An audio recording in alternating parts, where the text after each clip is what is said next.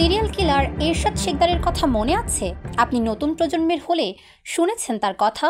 খুলনার সেই ভয়াবহ ইলিশ ঘাটির কথা শুনেছেন। চলুন আজ নতুন কিছু দেখে আর শুনে আসি সেখান থেকে।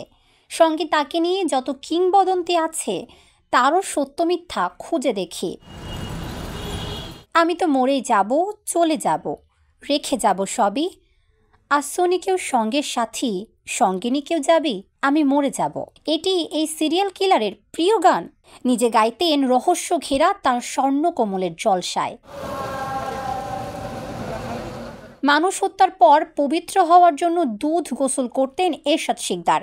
একদা শহরের সবচেয়ে সুন্দর এবং ভীতিকর রাজপ্রাসাদ স্বর্ণকমলের রহস্য থেকে গেলেও সেটি এখন শ্রীহীন। এর একটি অংশ ভেঙে সেখানে গড়ে উঠবে হাইরাইজ ভবন। বাড়িটা যে অবস্থা, এখন একটা সাইড বিক্রি হয়ে গেছে, অর্ধেক 50 অংশ বিক্রি হয়ে গেছে। এরশাদ শিকদারের বরফকল নামটি এখনও বিভীষিকার প্রতীক স্থানীয় মানুষের কাছে। সন্ধ্যা নেমে এলে ভৈরব নদের তীরে শত শত স্থাপনা আর জলযানে জ্বলে ওঠে হাজারো বাতি। আলো ঝলমলে এই পরিবেশের আড়ালে তার বিশাল বরফকলের চারপাশ তখন নিস্তব্ধ। ভেতরে পৈশাচিক আনন্দে উন্মাদ এরশাদ শিকদার। চিকচিক নদীর জল ছুঁয়ে সিমেন্টের বস্তায় বাঁধা মানুষের নিষ্প্রাণ দেহ ডুবে যায় ভৈরবে সেই বরফ কল থেকে। বড় বাজার ওনার যে বরফ কল টল ছিল, ওইখানে গেলেও তো লোকজন এক নামে চিনত। মাছ কোম্পানি, ইলিশ মাছের ঘাট ছিল ওনার। বরফ কল আছে, ফাঁসির মঞ্চ আছে, আমরা জানতাম না। এই নদীতে কত মানুষকে ডুবিয়েছেন পিশাচ এরশাদ শিকদার তার ইয়ত্তা নেই। সেসব খুনের বর্ণনা ভয়ঙ্কর। খুনের পর দুধ গোসল দিয়ে বসতেন গানের জলসায়। নিজে গাইতেন তার সে গান, আমি তো মরেই যাব, চলে যাব, রেখে যাব সবই গানটি। কন্ডেম সেলের ভিতরেও গুনগুন করে গাইতেন ভয়ঙ্কর এরশাদ শিকদার। বিশ্বাস হয় এই মানুষটি ফাঁসির মঞ্চ বানান তার বরফ কলে।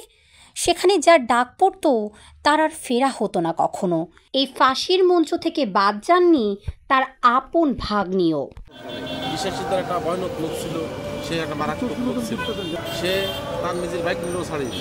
সে আজ থেকে কি একটা কথা বলছিল তারও পর্যন্ত সে ফাঁসি দিয়েছে। সে এরকম ভয়ানক ছিল। ভাগ্যের নির্মম পরিহাস।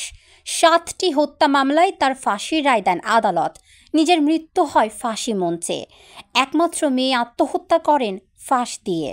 ছেলে আছে একটা, তো কিছুদিন আগে ফাঁসি দিয়ে বোন মারা গেছে, ওনার মেয়ে মারা গেছে। আপনার 7 নম্বর ঘাটে বরফের কল মিলটিল আছে এগুলো। এরশাদ শিকদার আর তার স্বর্ণকমল বাড়ি নিয়ে খুলনা অঞ্চলে সারা দেশে নানা ধরনের মিথ ও কিংবদন্তি প্রচলিত। এ নিয়ে আমরা কথা বলি নানা জনের সঙ্গে। কি বলছেন তারা? খুলনা নগরীর সোনাডাঙ্গা মতির সরণির পাশেই অবস্থিত এরশাদ শিকদারের বিলাসবহুল স্বর্ণকমল বাড়ি। যুগের পর যুগ এই বাড়ি নিয়েছিল সাধারণ মানুষের মধ্যে নানান কৌতূহল। এর ভিতরে কোনো সময় ঢোকার সাহস পাইনি। এখনও আজও পর্যন্ত আমরা থেকে এর ভিতরে ঢুকতে পারিনি। কিন্তু এর ভিতরে ঢুকতে যাইতে কোনো কিছু পাওয়া যাবে, কোনো কিছু না হইলে তো কোনো কিছু লটে না।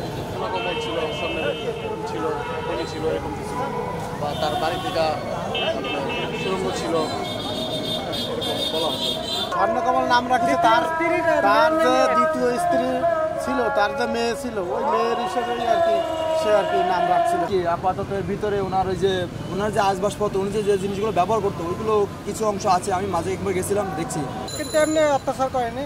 যার উপরে হয়েছে ওর উপরে রাগ রয়েছে তারই শেষ করছে। বরফ নদীতে মাইরে ফালাই দিত, প্যাট খাইরে ফালাই দিত।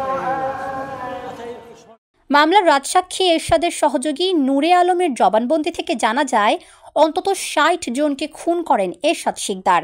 মানুষের কাছে তিনি এখনও নৃশংসতার প্রতীক। তার গানের কথাগুলোই যেন ধরা দেয় বাস্তব জীবনে। ঐশ্বর্যের প্রদর্শনী স্বর্ণকমলী থাকে না কেউ। 2 ছেলের বাস শহরের 2 প্রান্তে।